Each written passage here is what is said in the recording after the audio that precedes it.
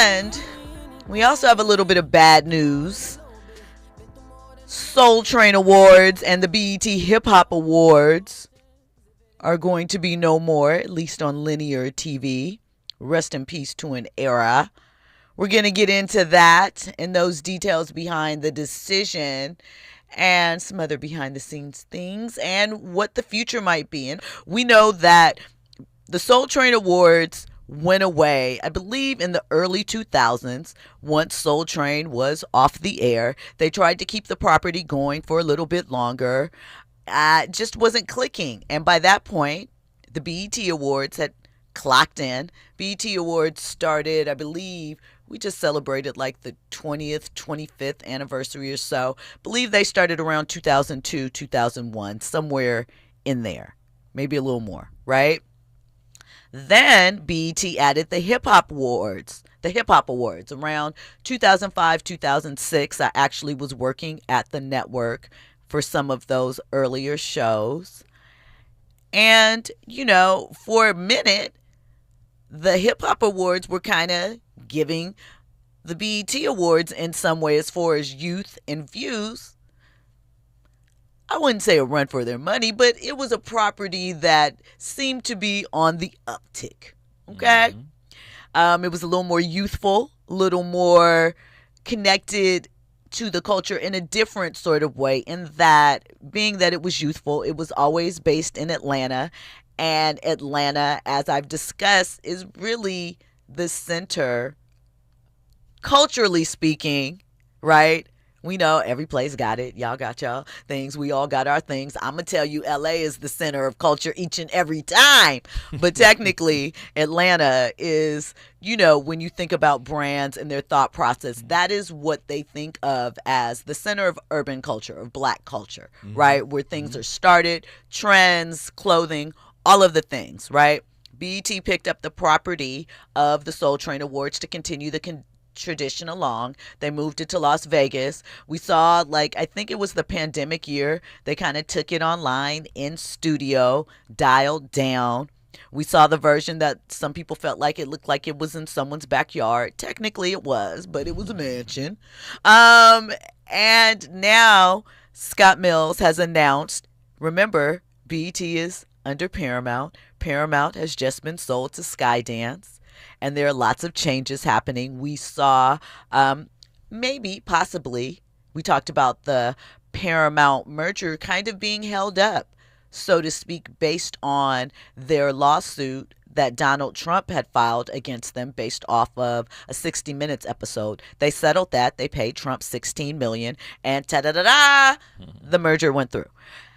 Now we're seeing CBS talk about eliminating some of their, you know, more woke programs and things of that nature. And then this is happening with BET. Let me say this, though, right? Outside of what we may think, feel, and believe and see happening as far as programming and changes that seem to be on the horizon based off of this new administration and their pressure on these media entities, people weren't watching the Hip Hop Awards or the Soul Train Awards. Soul Train had started to pick back up somewhat ratings wise, but live programs are very expensive to produce, right? One of the things that it's gotten better with BET Awards as of late, but there was a period of time, especially in the 2000s, where in the 2000s, Andy says, in the early 2000s, we're talking the early 2010s. Listen to me. You just listen to me. Listen to me where I'm going. Listen.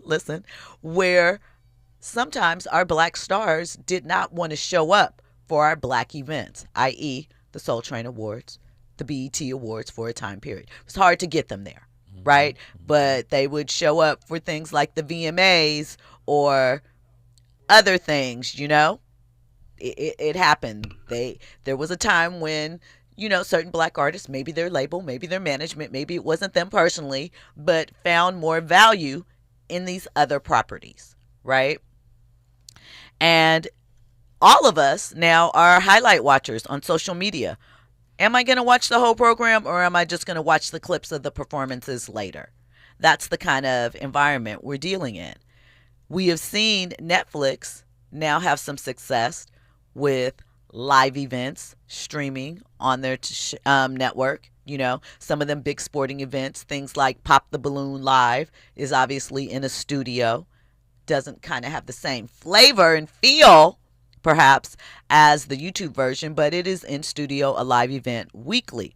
Scott Mills, who is the CEO of BET and also was rumored to be in contention with some others to buy BET if it was spun off from Skydance Media. That still could be potentially up in the air. He confirmed that those shows will no longer be being produced, the Soul Train Awards and the Hip Hop Awards, but said that they won't be on BET Linear, but they could find a home on BET Plus or in some type of streaming capacity, as we've seen the industry change. So I know that was a lot, but DH, what are your thoughts on kind of the changing of live events, things that were meant to be an in-person experience that are now losing their luster, especially as we're talking about some of our legacy brands? We've seen Ebony and Jet up for sale, be rescued. They're no longer in print. Sometimes there's special print versions. And this seems to be a continuation or an extension of that. Knowing that media is changing, though, and how we consume, what are your thoughts on this? Yeah. Got to get your theme music in there first. Got to hit it. There you Got to go. get the cash. Got to get the cash. Yeah. No, I do think it is a changing of how we consume content and how we consume and how we push out media. So that's the first thing. So we do know, print stuff is no longer print and all of that. So when we look at in real life IRL programming, will people still come out in droves? Can you still fill audiences? Will brands and sponsors still see this as a premium way to finance all of this? Mm-hmm. And then when you bundle it, does it still, we know people aren't going to sit around and watch for an hour and a half. We know, right. Yeah, Super Bowl halftime show. People going to watch whoever that is, right? And same thing, American Music Awards, who's performing, that kind of stuff. We don't care about the awards and all that stuff no more because the world is moving faster. So I do think that, unfortunately, it has to go with ownership. So we don't own it. Right. It's owned by a conglomerate that's making statistical data, stockholder-driven decisions. And so once there's a downtick with not only this but anything, it gets bumped up for something else. And what's the remix? What's the new thing? Streaming is it. Small bites is it. The 2-hour performances, that's not it. The only that halftime Super Bowl show might be the only appointment concerting that becomes it. Well, I mean, when you think about things like Ken and Friends, the Pop Out last year, that did really well. Amazon Music, after their Thursday night NFL broadcast, does a live concert that they stream.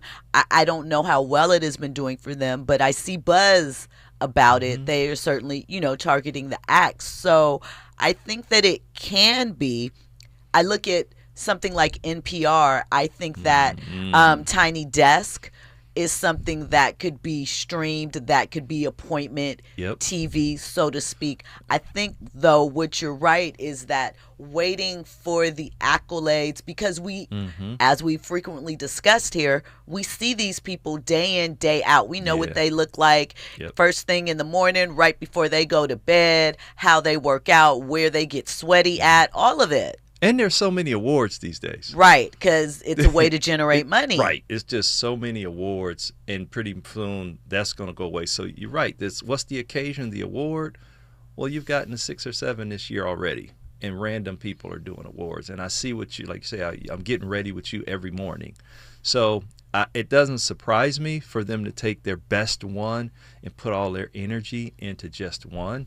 But it would be interesting if they would do it geographically, because that's how it used to be, in terms of in real life, because everybody's not going to travel to wherever the BET Awards is. But that Atlanta piece with hip-hop, it made sense back then, just to service and feed that beast of Atlanta. So I think that it was more of a business decision. It was probably data driven, but it is hard to get brands and get that investment in so many. And we just see these artists and actors, artists and entertainers and performers every day, and we don't need them to be awarded because the awards essentially don't mean nothing anymore. Yeah, not as much. Just don't mean as much. It's social media thing. We have a caller on the line, Eric from Carson. Welcome in, Eric. Always great to hear from you. What's on your mind tonight? What's up, Jill and DH? What's up? I think the Soul Train Awards, for me, is a bigger loss than the BET Hip Hop Awards, as long as we're not talking about the BET Awards, which just came on recently that I really enjoyed. And, I grew up, with a catalog of CDs. I have CDs still in a catalog, and it meant something to me to go out and purchase a CD. I can't do that now. I have to stream. And so, for me, I think this is serious because TV has advantages. It's reliable. It's live. It's engaging for real time.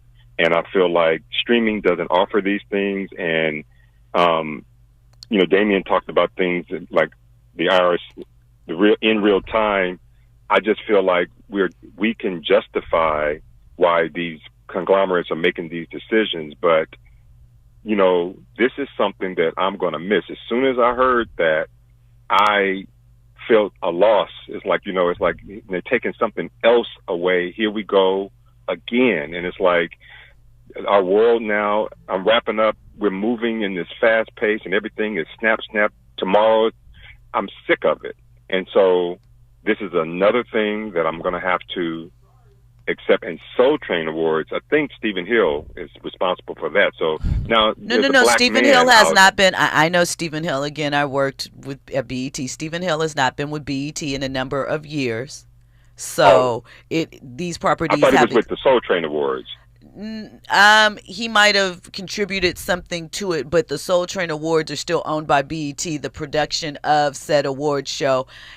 In a lot, not all, but in some instances, was Collins Entertainment, which produces the regular BET Awards, the ones you love so much and the ones you love not so much, both, as well as the Academy Awards and some other things. So, Well, let me jump in. So, you got 2 minutes. Condolences to you, Eric, on your loss. But I do, my loss. On your loss, right? Because Soul Train was an era. And hip-hop as we know it was an era. And so what they're saying is we're moving to something else, but what can happen if we owned it and enough people cared about it, Soul Train could move around to touch people like you in a tour to get those artists that made Soul Train, because when you do Soul Train highlights, it's not new artists. Right. So somebody can take that and put it in a different format if somebody is in those rooms to help you. Same thing with what we know as old school, maybe hip hop and all that kind of stuff. We saw what happened with Versus. So you could have a Soul Train tour, a BET hip hop tour. I mean, they've done that before. And Tiny Desk revived a lot of careers, got people back, on stage. So it's conversations like this that hopefully find their place in the offices of BET to say, let's just do it a different way, but let's not get rid of the equity of these shows.